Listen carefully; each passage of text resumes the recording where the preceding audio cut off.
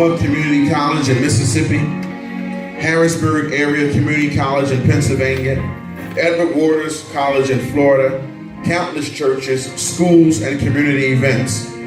Richard's goal when speaking is to reveal to his audience how to minimize and remedy the string of fear by setting clear goals, understand manhood through a holistic approach, recognize falsehoods of manhood, identify how self-affirmations impact daily change, understand that we feed our conscious self, impacts our subconscious mind, gain clarity on manhood, successful struggles, and the significance of relationships, failures, and the importance of never giving up.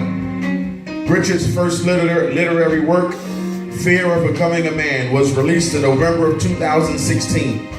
In his book, Richard shares with his readers his vulnerability and his discovery of what manhood is, what it looks like, and what it represents.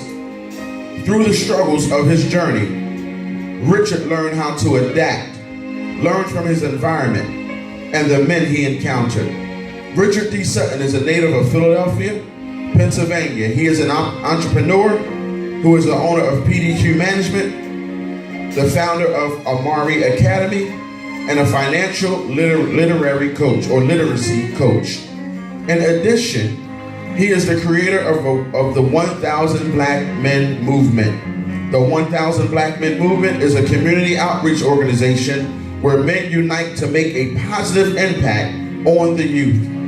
Richard's expertise and experience extends 10 plus years in the banking and finance industry. Richard has a total of 6 siblings and 1 son. I'm going to ask you to just stand on your feet as we now bring to the podium and introduce to you none other than our brother Richard D. Sutton.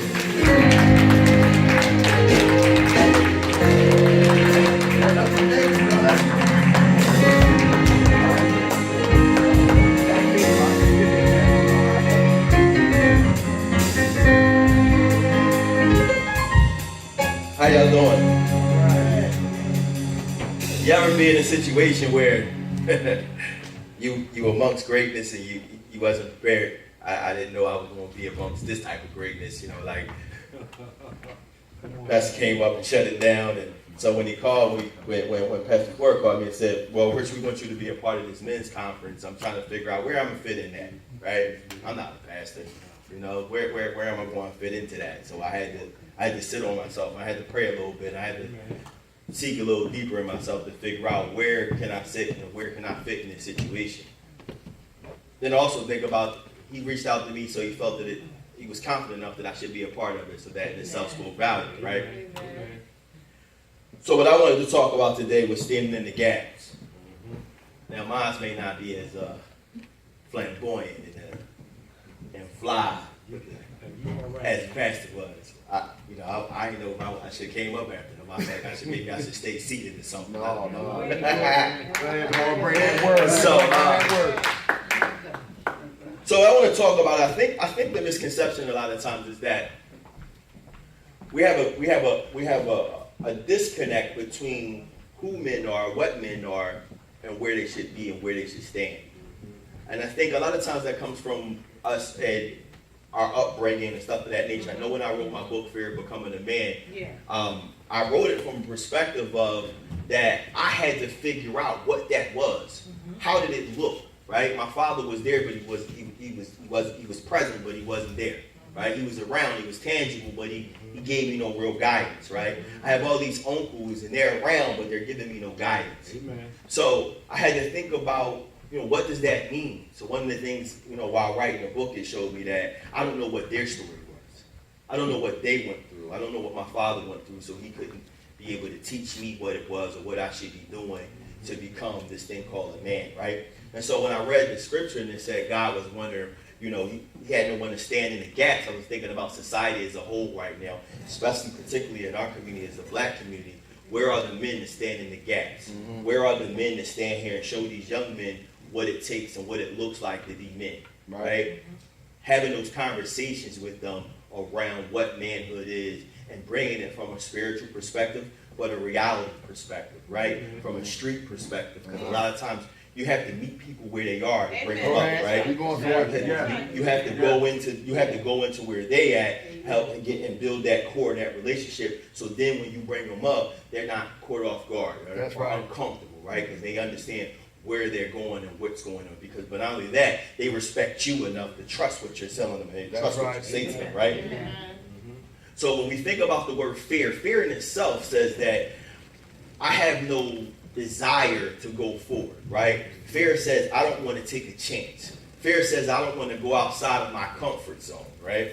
And so one of the things I thought about the other day was a lot of times when we talk about God, I think that we talk about God, we put him in a box, right?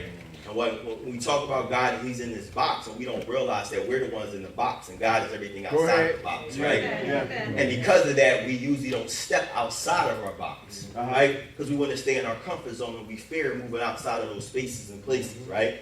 So one of the things that I wanted to talk about too is that we have to be able to take, bless you, we have to be able to take opportunities, right? Step outside our comfort zone and do something that we're not used to doing, right? So Pastor said, well, why we can't fill, what's the struggle with the church and we're not filling the seats? I think one of the things that we don't do enough of, we don't do enough of, is we don't go out to the streets, right? We need to come into your environment. If I come into your environment to make you see who I am and feel where I am, because a lot of times when we come to church, we're suited and booted, right? So there's a disconnect, because what if I don't have the suit? What if I don't have the tie? What if I don't have the $100 and $200 pair of shoes to connect to what you're doing? Because we're visual first, right? It's what we see is what we perceive, right? But if I could come to you where you at and meet you where you at, and I'm in jeans, right? I'm in a t-shirt. I'm meeting you where you at. Now I can pull you up and make you better, right?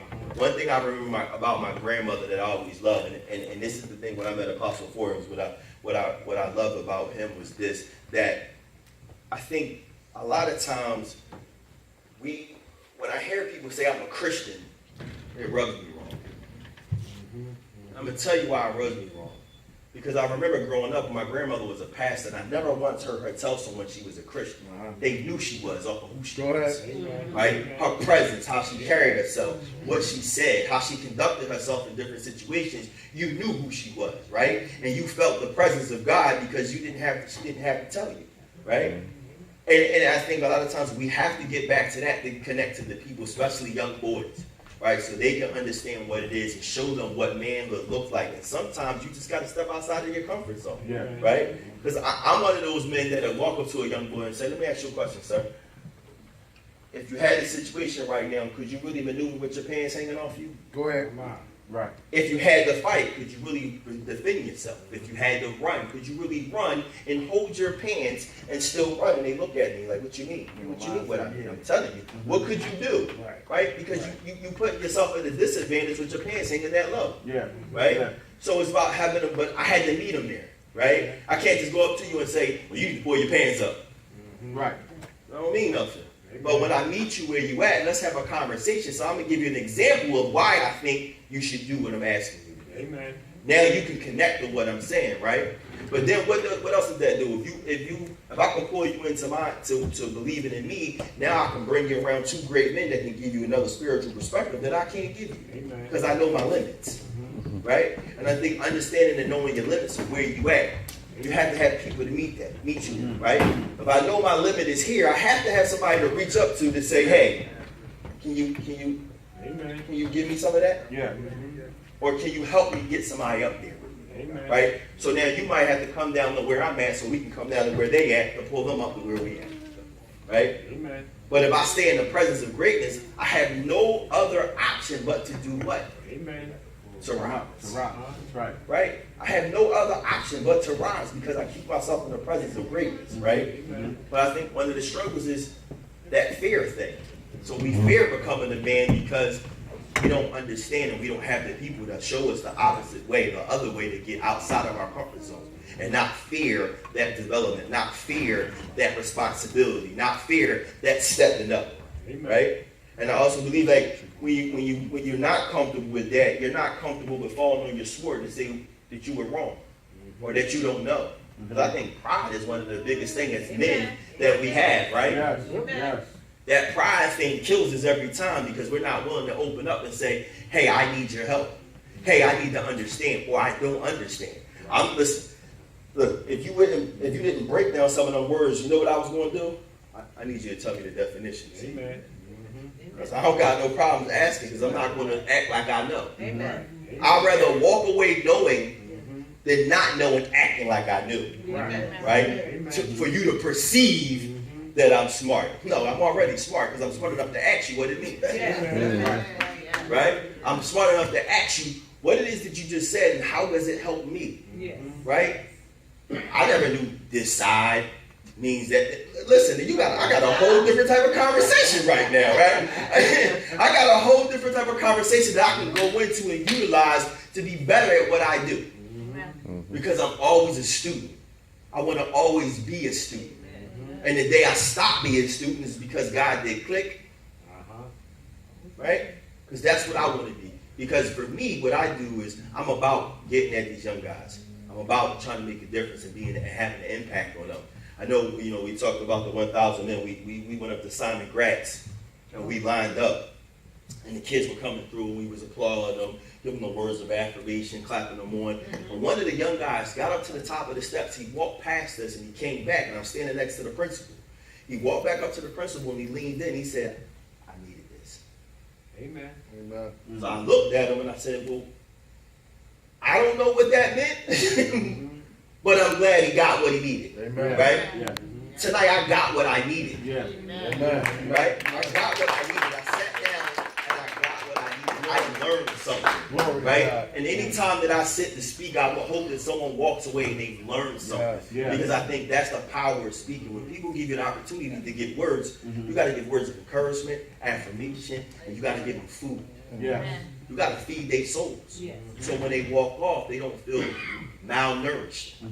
Did I hit them with? I'm just trying to get some yours, right?